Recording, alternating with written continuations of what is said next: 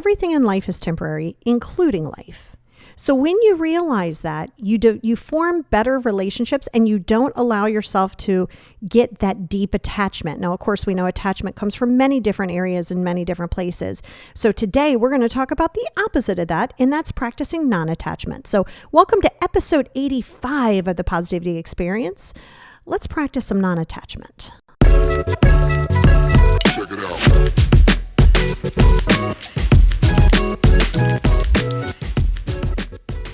Hey everybody, and welcome back to episode 85 of the Positivity Experience. It's your girl, Lori. And first and foremost, I want to give a few shout outs to our newest Patreon members. Over at the gratitude level, we have Judith Hahn, Cheryl Schrackett, Just Elizabeth, Just Sarah, and Just Emily. And I missed Sarah last week, so I wanted to make sure I threw her in there. And over at the Abundance tier, we have Kristen Riccardi. Thank you guys so much. And if you're wondering what Patreon is, it is the toolbox version of whatever it is that we talk about here on this podcast. So I give you some real life examples and exercises to do to help incorporate where we are. And this week, you guys should have already got it if you're in the Patreon. We are going to do a Kahoot game next week, which is going, or I guess this week. So it's going to be awesome. There might be a little giveaway in there just for a little token of appreciation, and it really does help. And I can't say it to you enough how much I appreciate you and everybody who tunes into this every single week. It is really motivating to help. Motivating. I don't even like that word because it's not real, but it is inspirational to help me keep doing these podcasts, because I know that there's somebody out there, even if there's one person, you're getting something out of it, and that is spectacular. And that's a great topic that we're jumping in on today, and that is non-attachment. So I don't think I need to explain to you what attachment is. I think we have that down pretty much pat. And I had a podcast on the attachment styles, the 5 different attachment styles. So if you want to go back and listen to that, you might have already listened to it. But if you're new here, you can jump back there and you can listen to it. So it'll really help you understand attachment styles. We know attachment a lot of times comes from trauma. So I'm fully aware of where it comes from. I had it multiple times within my life. I no longer carry attachment. A few things played a part into that, and I will jump into that. So I want to talk to you a little bit about what a non-attachment looks like from a healthy perspective, because I think sometimes when people hear non-attachment, they're just like, okay, that's just avoidant. No, that would be an avoidant attachment. But no, it's not avoiding it. It's accepting, like I said in the beginning of the episode in the trailer, everything in life is temporary. Your family is temporary. You are temporary. Your job is temporary. Your house is temporary. Everything is temporary. Okay, so yeah, in this life, it's here for this life. And even then, it doesn't have to remain. Like if a relationship isn't for you, it's not for you, vice versa, right? So to accept that is going to be your first thing. And I just did, if you get a chance, go over to YouTube, also the Positivity Experience. I just did 5 episodes, one each day. So you might have already watched them, but if you haven't, go back. You can watch them in succession. It's going to take you about 55 minutes or so to listen to them all, but it goes through each one of the journals, because you guys know I do the 5 journals. It is mandatory to my clients. It is mandatory to me. I did a YouTube on it, but this is like really descriptive. Each video is dedicated to each one of those journals. This helps you when it comes to understanding your attachment styles, what your feelings are, what your expectations are. This is a great introspective work, because everything that you need is not external. You always heal inside out. You don't heal outside in. People don't make you better. You make you better, right? So like this podcast doesn't make you better. It just gives you tools on your way. It gives you, it's the realization sometimes of like, oh, wow, somebody put this into like words. I couldn't explain it before. That's all. It just gives you a tool, but it's up to you to execute it. Much like I don't care if you went to the Dalai Lama, to God himself, it doesn't matter. If you are not willing to do the work and be uncomfortable, it doesn't really matter. So you have to remember that sometimes when you're attaching, everybody thinks immediately it's people. You can also attach to outcomes and expectations. So if you're attaching your growth, so let's say you're listening to this, you're listening to other podcasts, you're talking to doctors, we have private sessions together, we're doing all of that. And then you think, why am I not feeling better? Well, are you being consistent? Well, no, 5 journals is a lot. Okay, well, I don't want to hear it, right? Because here's the thing. If it is working, the way that it's working for you, then there's no reason to break it and refix it, right? None whatsoever. However, if you realize that you have these expectations and you are attaching your worth to things, that's still an attachment issue. And by the way, you being a mom, a teacher, a nurse, a doctor, a husband, a father, all beautiful, beautiful things, and I value you greatly for them, but they do not define you. Do not attach your worth based on any of those things, not on a dollar figure or anything like that. Because this is the point in time. You could pay your house off, you could pay your car off, you can do all that and you go, oh my God, I own my house. No, you don't. You just have no payments. You don't own your house because when you die, you're not taking that house with you. You just have no payments for the remainder of the time that you're here on the planet, which is great. That's something to be proud of, right? For yourself. Everybody else doesn't need to blow your whistle for you, but you do, right? And listen, if people don't like it, they don't like it. You have every reason and every right to be proud of your accomplishments, but don't get attached to them. Don't be attached to your home. Don't be attached to humans. Don't be attached to outcomes. See, when you attach that, you can only see tunnel vision. Because what you're essentially doing, right? This is one of the biggest rules of non-attachment. Stop looking for happiness in external things and people. Stop it. If I was just skinnier, if you were just skinnier, it'd be something else. You wouldn't be skinny enough. Now you need to have surgery. Now you need to do this. Now you need to do that. Right? Like, you can't look for your happiness in external things, especially human beings. Human beings are not on this planet for you to make them happy and them to make you happy. So when you go into the people pleasing, I need you to understand that while you think that you're doing, and in all honesty, I believe that a lot of times you're not coming from a malicious place intentionally. But when you are practicing people pleasing to make everybody happy, you have lost the ability to accept that that's never going to happen. And number two, there's something you get out of that. It's not about other people. It is, but it isn't, because it's about the attached idea that now your worth, that's your worth. Like your purpose is to help other people. No, my purpose is to provide you guys with information from my experience, from my education, from all of these things. And then if you choose to take it, you take it. And if you don't, you don't. I'm not attaching an expectation to that, nor should you, right? So I say should, but like, I don't like that either, because like the things like when you're going, I should get married. I must get married. I must make my bed. I must do this. No, you must not. Why? Who says this? See, now you're attaching what is right and wrong. Now you're attaching things to what's right and what's wrong. But if people do things differently, doesn't mean it's wrong. It just doesn't vibe with you, right? So when you attach your morals and your ways of doing things to other human beings or to how other people should do it, no, you are attaching. See, here's where people hear non-attachment and immediately think, oh my God, that's just avoiding people. No, it isn't, because you're attached to way more things than just people. You're attached to getting that job. You're attaching to, finishing that project. You're attaching this. You got to stop with the attachment. And I promise I'll get into how I practice it and why it's such a great place to live and how I got there. So you also have to work on accepting and allowing other people to be exactly who they are, right? And accepting that situations are situations. They literally are what they are. Let's not make them more difficult. It is what it is.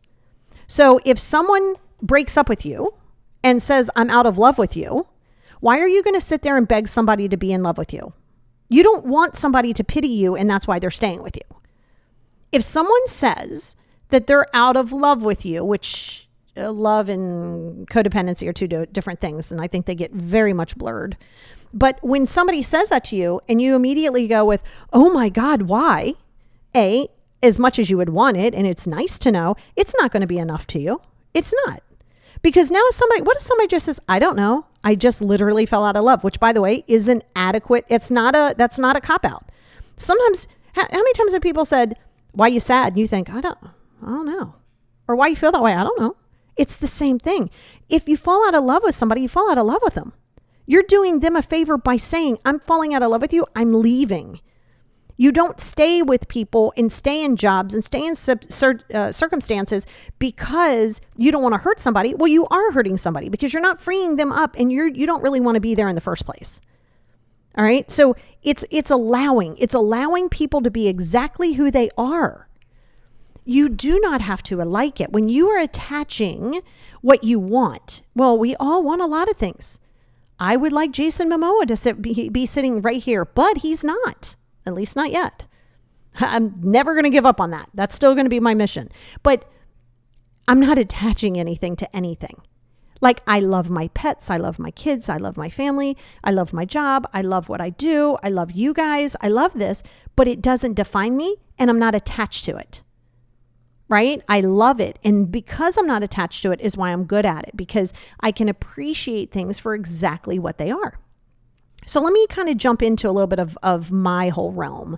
And like I said, I go into it a lot in my second book that's not out yet, but I was that person who was attached to an idea of something. And this is very often why you say that you can't let things go, because you're attached to an idea. You are literally attached to an idea of what a mother and daughter relationship looks like, or a son and daughter or father, whatever. You're attaching what your expectation is. Stop doing that. Accepting things for exactly how they are, not how you want them to be, is going to be your best friend. And before you say, well, I don't know how to accept it. Well, that's why you're going to do the journaling. You can book a session with me, book a session with somebody. You can't just work through this off of 3 self-help books and be like, well, I don't know why I'm not feeling better. Well, yeah, you're also how old? It's taken you how many years to get there? You're not going to unget there overnight. Right? And think about this, non-attachment, because think about all the things that you attach yourself to and your worth to. It creates stress. So when you practice non-attachment, it lowers your stress. Literally. You know what I mean? Like, it literally lowers your stress. Now listen, none of this is going to be a straight shot. You're not just going to be like, okay, I'm going to practice non-attachment and never going to be attached again. That's a unrealistic expectation. And you're attaching an expectation to it. You don't want to do that. It's kind of like if you have a friend, right? Like, let's say you have a friend and we know you need to be your own best friend. So that's the first thing. If you're looking externally, going back to number 1, if you're looking externally for somebody to validate you, only you have to do that for yourself. Only you. So if you have a friend and you choose to do something kind, you help them move, you bake a cake for them, you wish them well, you bring them soup when they're not feeling good. Great. Do that because you choose to do that with zero attachment to an expectation of that being done in return. So now you don't feel all that great and they don't offer you soup. So they don't have to. You're attaching an expectation. Now that's not a friendship, that's a business transaction. So keep in mind that when you have expectations of people doing things exactly as you are attaching your mindset to everybody else and getting upset when everybody else doesn't perform in the idea that you think that they should. So when you practice non-attachment is you accept people for who they are. So my bestie for like 47 years, Kim, if you follow my Instagram on official Lori Wheeler, you will see her, just from time to time. She doesn't live in the state. We don't talk much. She literally has a phone phobia. I've said this to you before. Like if I want to get a message to her, sometimes she'll respond to a messenger. But if I need something important, I'll message her husband and be like, hey, can you ask her this question? Or what is she doing next week? Yep. Now, anybody can message me, right? If I choose to answer, I do. But I accept that for her. I appreciate that. She's not just going to call and check in.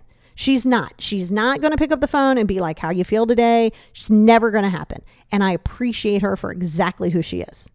She doesn't try to change me. I don't try to change her. There's no attachment to the expectation of what our friendship consists of. It's the same thing with most of my friends, right? They're not expecting me to call them every day and show up every day. And, they're not doing that. And that's because of the boundaries. See, you don't understand that when you have boundaries, you're not attaching an expectation.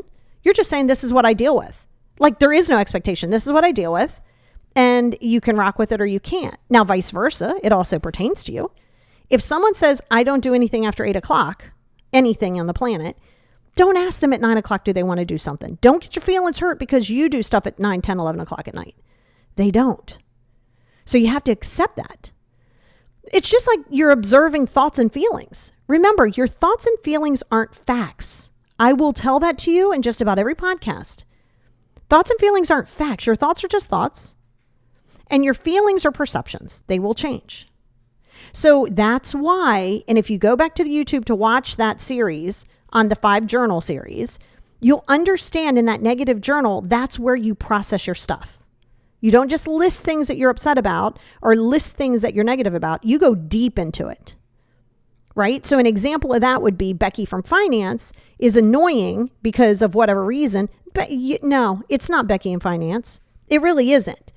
Becky in finance might trigger something in you that says, God, I'm always doing stuff for her. Like, I feel like she never does all the work and I'm doing it. Then I go home and I got to do it there too. Oh, okay. So it's a way deeper issue than just Becky in finance. And if Becky in finance's issue is that bad, then you want to start looking at strategizing on getting a different job. And before you go, well, why do I have to leave? You don't have to leave. You can accept her for what it is. Say the things that you need to say if possible. And then if nothing changes, you have two choices: ride the wave or get off the ride. You know, sometimes leaving isn't losing. Leaving is freeing up your mental space. Stop looking at things as win and lose. See, you're attaching things to winning and losing, right? Let them win. It's okay. You can either be right or you can be happy. And happy is a whole other ballgame, because happy for you might be different than happy for me, right? And remember, things are just things. Okay, so let's go to, you have a full paid car. You just made your last car payment today. Okay, God, that would be so nice. But not because I'm attached to, oh my God, I have to do this. It would just be nice to free up some cash, to be honest. Like, right? It would be nice to do it and I'd be happy that I didn't have a car payment. But now I wouldn't be like, I own my car. No, I don't. I just don't have a car payment. It's not coming with me. It's probably not going to last an entire lifetime. Most cars don't. So you just accept it for what it is. You don't need to big yourself up or lower yourself for anything, right? Be proud of your accomplishments. Be proud that you were able to pay that off. Be proud that you can pay your bills. Absolutely. But do not bank an attachment to that. So when you're practicing this non-attachment, right, you want to get very clear that things are temporary, okay? And remember, you cannot control anybody else. I don't care how bad you try. I don't care how long you surf on, I could have done this, should have done this. Why didn't they do this? Why didn't they tell me this? Baby, that time's dead and gone. You got to accept that people do not have to perform the way you choose. You cannot change the people in your life, but you can change the role in which they play in your life. And that is in your power. No one needs to change for you and vice versa. If you're expecting another human being to change for you and you to change for them, this is a problem. This is not non-attachment. This is opposite of that. This is attachment. You must practice your own peace and happiness. You don't react. You're attaching this. People are attacking me. Just because you feel attacked doesn't mean people are attacking you. Sometimes they are. Yeah. But not every time you feel disrespected are you being disrespected. How you see it is totally different. I'm a very blunt and direct person. So if you say to me, oh my God, I'm so offended by your tone, well, then I'm not your person. I'm not going to change my tone for you.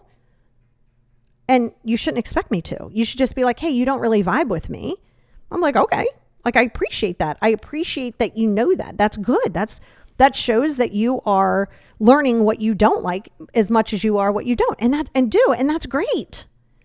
Because my feelings don't get hurt by that, because not everybody that I run into is going to work for me either. You know what I mean? Like, so you have to understand that. So I need you to understand that one thing that really helped me was my Buddhist practice. I'm not asking you to go jump into a Buddhist practice, so don't even go there. Okay. But it did help me, right? Because in Buddhism, right, it's detaching from the idea that things are perfect or putting people at a different standard. Right? So you either accept it for what it is and you understand that everything is short-lived in life. And it's just an acceptance by practicing mindfulness, meditation, interdependence, where me and you can have a relationship. But I want to know, like, can you complement my strengths? Everybody has strengths and weaknesses. Me, you, everybody. I'm a very outgoing, let's get creative, let's do all of this. And if you want it implemented and you want it implemented on a certain time, we can work really well together because you're the implementer, I'm the creator, right? So like, this is awesome, right? So you want to surround yourself with people who not just think like you, but who can really accentuate and really help you through those weak points. Be okay with that. And and I've done this before. So let's say I'm going to give you a Lamborghini and I'm paying for all the gas for the week. Okay, I'm just going to, whatever your dream car is, I don't care what it is. Think of any dream car. I give that to you. And I give you an unlimited gas card. Okay, so you can drive this all over for 1 week. This is your ride 1 week, no matter how many miles you put on it, no matter what you do. It has every bell and whistle that you ever wanted on it. It's temporary. You're going to have it for 1 week. So I bring it to your house. I drop it off. I give you the gas thing. I say, go and have a blast. Well, hopefully you are going to do just that. You're going to drive that sucker as long as you can. You're going to go fast. You're going to go on trips. You're going to be so excited. You're trying all the bells and whistles. You're appreciating it for what it is. But you know, come Saturday, I'm coming back to get the car. Now you might get your feelings like, oh man, that's kind of sucks. I really liked that car. Man, that was great. Maybe I'll go for that. But you know, at the end of the day, on Saturday, I'm going to take that car back because it's temporary. So you appreciate it for while it's there. You are grateful for it. You know it's not really yours to own, but you're enjoying it. That is how I live my life. And that is how I want you to live your life. And that's how, with all of the things that I try to give you is where I want you to be. And that does take daily practice, by the way. So to take daily practice, right? Because remember, you have an inability to accept that people are different than you sometimes. So when you can accept that you only ever have today and that you only ever have this moment in time and the only person that you are in control of is you, and you, by the way, are temporary. You are also not eternal. Okay, I'm not saying afterlife. I'm saying on this planet. You are not eternal. No one is. So stop thinking that you have ownership papers to people. No, you do not. It is something that I'm telling you, your boundaries are a huge piece of an attachment. Because my whole thing is, I'm not sharing my passwords with anybody, right? Unless it's like Hulu or whatever. But I'm not sharing my passwords. So if you feel all insecure about I'm out doing something that I shouldn't be doing, I don't care how you feel about it. I'm not going to sit there and have to prove myself to you, and I'm not sharing my phone with you. And I don't even want to see yours. If I feel insecure and I feel like there's something up, then that's enough for me to say, hey, can we have a talk about it? And if you lied to me and I still feel some kind of way, even if there's nothing to be found, it's probably best that I'm out of the relationship anyway. Because even if they're not cheating on you and you think that they are, you're attaching your worth to a human being. They are not your life raft. And the longer you hold on to somebody as their life raft, as your life raft, you are their anchor. So when you're grasping on and don't leave me in, tell me how much I'm beautiful and how much you love me and all those things, you become their anchor. Now you become clingy. Now you become dependent, which, by the way, as mentioned before, this is not shaming anyone. This is saying you have to identify your attachment styles. Then when you identify what attachment style you have, now there's a space to work through it. It does come from childhood. It comes from your attachment styles. It comes from different traumas. Yeah, we know where it comes from. That's not the issue. I'm giving you the alternative to it. Because so many people think, well, this is just my attachment style and this is how I'm supposed to live the rest of my life. Number one, if you attach that narrative to everything in your life, that's a big issue. Book a session with me yesterday. If you ever say, this is just how I am, or this is how I was raised, and this is what I was taught, okay, we know this. But what are you going to do with that information? Do you believe in what you were taught? Do you align with it? Great. Do you not? Then you have the ability to change it. But people aren't yours to own. That job isn't yours to own. That house isn't yours to own. Trust me, it would be wonderful if any of you want to just jump into my DMs on Instagram and say, I would like to pay off your house. I'm totally here for it. I'm all about that. I would love my house and car to be paid off. Would I own them? No. I would just not have a payment on them. I would just have to pay taxes on them. But I don't own them. I just don't have payments on them.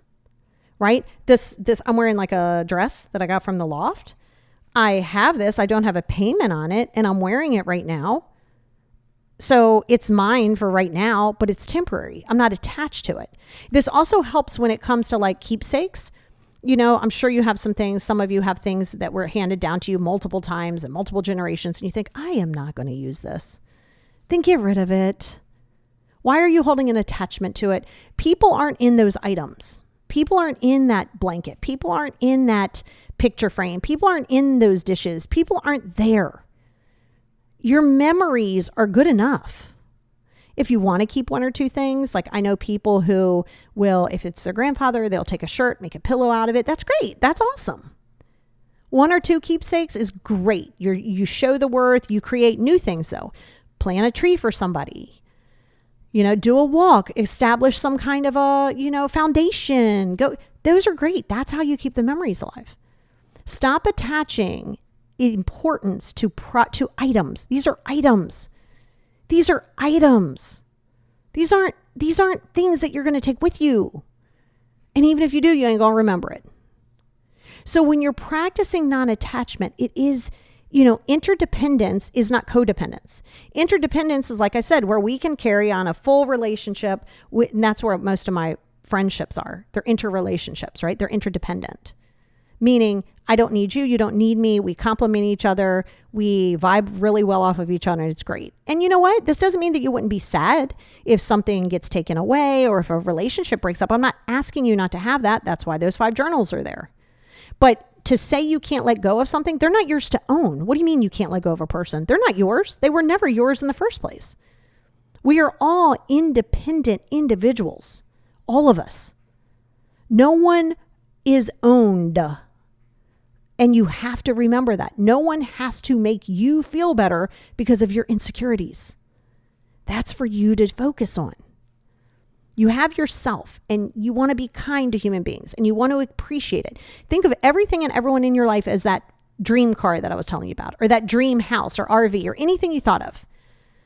If you have it for a week, you appreciate it. You're enamored with it, right? So that's how you keep appreciation to things.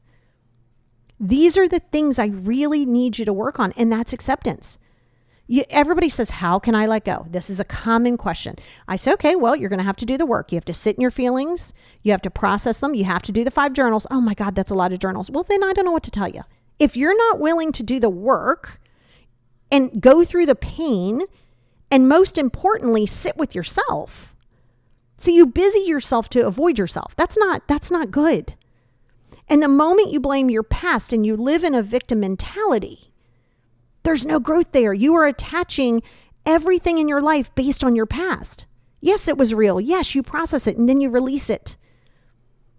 Accept that regardless of what you wanted in the past, it ain't happening right now because that past is never coming back. Meditate on that. Sit with it. Feel how your emotions are. And, that's the beautiful thing about it. And it's something where, would I say that you ever master it? I wouldn't say that you master it. I'd say I'm really good at it. Like I love my people very much and I'm wholeheartedly into them. I love them. I love my home. I love all my pool. I love all that. I am not attached. It does not make me who I am. And here is and this is something we're going to jump into over on the Patreon, and I'm going to give you a exercise on this, but just a little preview of that is to put your attention on what you can control. And like I said, I'm going to jump into that a little bit more going over there, because that's the thing, is that you're attached to an idea. You're attached to a picture that you see in your mind when you see your best friend and her mom together. Okay. And you don't know, what you're told, but you're not them. There's some things about practicing releasing, right? Accepting that pain, accepting that there's good, there's bad. Accept both. You're not going to have one. Mindfulness, staying in this present space, meditation, being compassionate, but don't sacrifice yourself. Get bigger. Think bigger outside of your box, outside of your circle. Do it scared. Do all of that. And it is what it is. You got to let things be the way that they are. They are not yours. And that's a huge part of manifestation that I'm going to talk to you about in the next couple weeks, right? You can't manifest in attachment. It will never happen. You will manifest the opposite of what you want because you're attached to the negative aspect. I don't want another relationship like this. I want somebody who's this, and this. Okay, but because you're focusing more on the attachment of what you don't want, that's more what you're going to get. See, you have to detach from any result that you're desiring. If you want to eat better because you feel better in that moment. You feel lighter. It feels good. It tastes good. Don't do so with the idea of weight loss in mind. If you attach to anything or anyone in belief, it turns into doubt. Doubt turns into love, and love goes into fear, right? Because doubt, you kind of love that doubt in a way because you're like, I love this because I feel like I'm in control. But ultimately now it's fear. Okay. That's all fear is. Fear is an attachment of an outcome. Legitimately. I'm literally simplifying fear for you. It's an attachment to an outcome. Stop attaching when you're trying to manifest. Stop going for a run for a week and then saying you should be thinner. Why don't you just go for a run and just be in the present moment? Stop doing things with an expectation. When you can release that and stay in the present space, then and only then are you practicing self-love and non-attachment. Check it out.